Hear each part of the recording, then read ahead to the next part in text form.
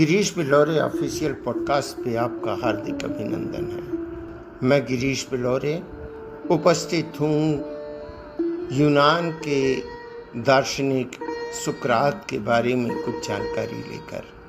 आज के इस पॉडकास्ट में मैंने कूट भाषा का प्रयोग किया है। आज भी सुकरातों के पीछे कुछ स्वयंभू न्यायाधीश जहर के प्याले लेकर दौड़े चले आ रहे हैं। मैं सुकरात नहीं हूँ, लेकिन जब लोग जहर के प्याले लेकर मेरे पीछे दौड़ते नज़र आते हैं तो लगता है कि मैं सुकरात हो गया हूँ। सुकरात को जहर पीना पड़ा था। हर सच्चे के लिए जहर अमृत होता है। बेढप सा विद्रूप सा दिखने वाला यूनानी विचारक सुकरात। प्लेटो के ज़रिए हम सुकरात को जानते हैं। सुकरात को 280 लोगों द्वारा तो मिला है। जी हाँ, उस वक्त यूनान में 500 जूरियों का हुजूम किसी भी मसले का हल निकालता था, बाकायदा डेमोक्रेटिक सिस्टम की तरह। धन्यवाद प्लेटो, धन्यवाद अलेक्जेंडर, तुमने जो सुकरात से पूर्व का परिचय कराया। फिर भी हम पूर्ववासी याद नहीं रख पाते हैं उसे। जहर के प्याले लेकर दौड़ते हैं उसके पीछे। अरे भाई, जो जहर पी लेता है वही सच्चा सत्यार्थी होता है। हमें गलतफहमी है कि हम प्रथम सत्यार्थी हैं। आप सोचते हो कि क्रूसेड या जिहाद से धर्म की स्थापना होगी। यजीदियों को मार डालने से धर्म स्थापित हो जाएगा। यहूदियों को गैस चैम्बर में तड़पा देने से क्या धर्म की स्थापना हो जाएगी? कदाचित ऐसा नहीं होता है।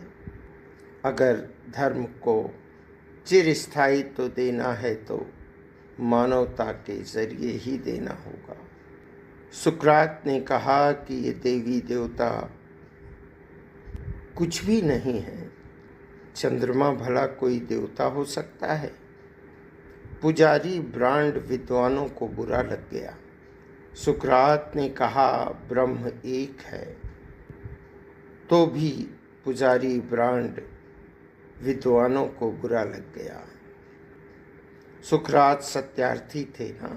सुकरात नैतिकता, चारित्रिक पवित्रता और सत्य के संधान के हिमायती थे। वे यूनान की रूढ़ियों को तोड़ना चाहते थे। जैसा आज भी होता है, रूढ़ियों को तोड़ने में समाज असहज हो जाता है, और सबसे ज़्यादा असहज होता है वह जिसे रूढ़ियों से फ़ायदा होता है, चाहे वह प्रतिष्ठागत हो या आर्थिक या राजनीतिक लाभ हो। सच कहूँ, मैं भी मंसूरों, सुकरातों, कन्फ्यूशियसों, तेग बहादुरों, रजनीशों को प्रणाम करता हूँ। उनके सामने मेरा सर झुक जाता है। सुकरात हमेशा जिस चीज़ को परख लेते उस दृढ़ता से सबके बीच लेकर जाते थे। वे किसी भी स्तर पर हुई गलतियों को, बुरे आचरण को अस्वीकार कर देते थे। आज की तरह तर्कवादियों को, जो कुतर्कवादी अधिक लगते हैं, ईश्वर तत्व को सिरे से खारिज ना करते थे सुकरात, परंतु ईश्वर तक पहुंचने वाली अजीबोगरीब प्रणालियों के प्रति सुकरात उदासीन और असहमत हुआ करते थे। बस यही उनका एक अपराध था। दूसरा अपराध, वे राजा को ईश्वर का प्रतिनिधि स्वीकार नहीं करते थे। वे किसी को भी ईश्वर का प्रतिनिधि स्वीकार करने में हिचकते थे। सुकरात सत्यार्थी थे ना। हर एक सत्यार्थी सत्ता के लिए विकराल होता है, उसकी प्रतिभा में आतंक होता है। अब देखिए ना, सेक्युलरिज्म को ही ले लीजिए।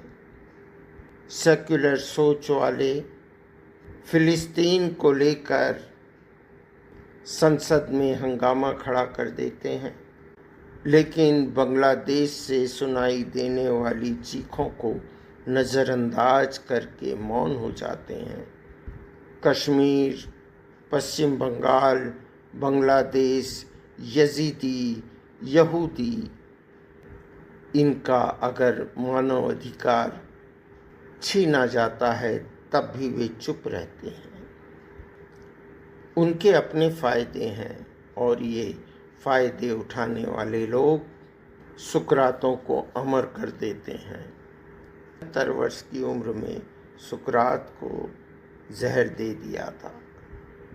पश्चिम का यह दार्शनिक अपनी जिंदगी के लिए केवल 220 वोट जुटा पाया था।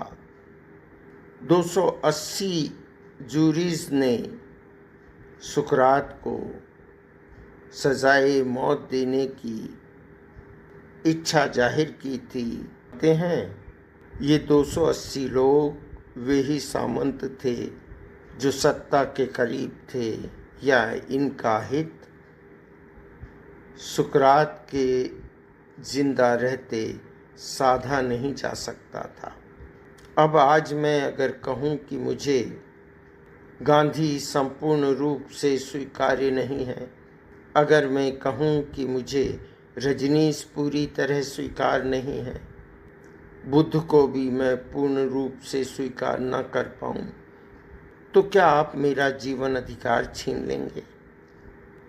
चलिए मैं ईश्वर को ही अस्वीकार कर देता हूँ, तो क्या मुझे जीने का हक नहीं होगा? सुकरात ने अपने जीवन काल यानी 470 ईसा पूर्व से 399 ईसा पूर्व तक जीवन का, समाज का गहरा अन्वेषण किया और जो मुद्दे सामने रखे उनसे डरकर अभिजात वर्ग ने हंगामा खड़ा कर दिया।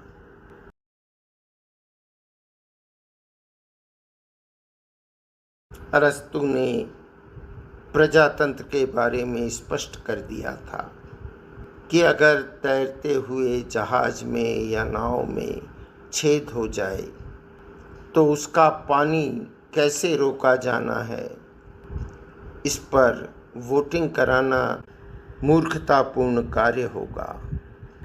बेहतर है कि किसी तकनीकी विशेषज्ञ से जानकारी उस वक्त हासिल की जाए। नाविक से पूछा जाए कि ऐसी स्थिति में हमें क्या करना चाहिए। यह बात भी 500 सदस्यों वाली जूरी को कदापि पसंद न आई।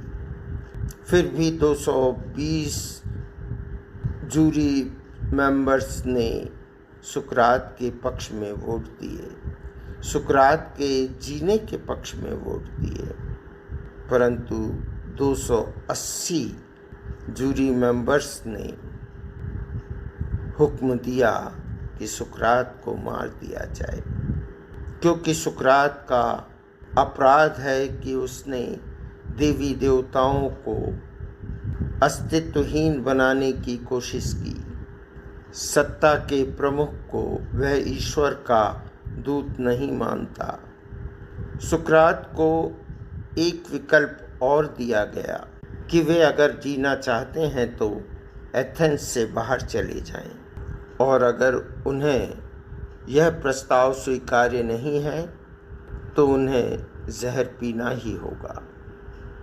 सुकरात ने अपनी जन्मभूमि मातृभूमि में मर जाना उचित समझा। सुकरात ने जहर के प्याले को पसंद किया। सुकरात डेमोक्रेटिक सिस्टम के उस दौर की कल्पना कर रहे थे जो उन्हें सत्यान्वेषण में प्राप्त हुआ, और वह यह कि प्रजातंत्र में सामूहिक मूर्खता भी हो जाती है।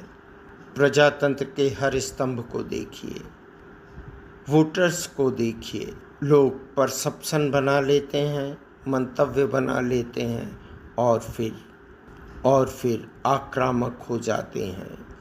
आपको सुनाई दे रही हैं ना बांग्लादेश से आने वाली चीखें, आपको मोहम्मद यूनुस की कुटिल मुस्कान का एहसास हो रहा है ना।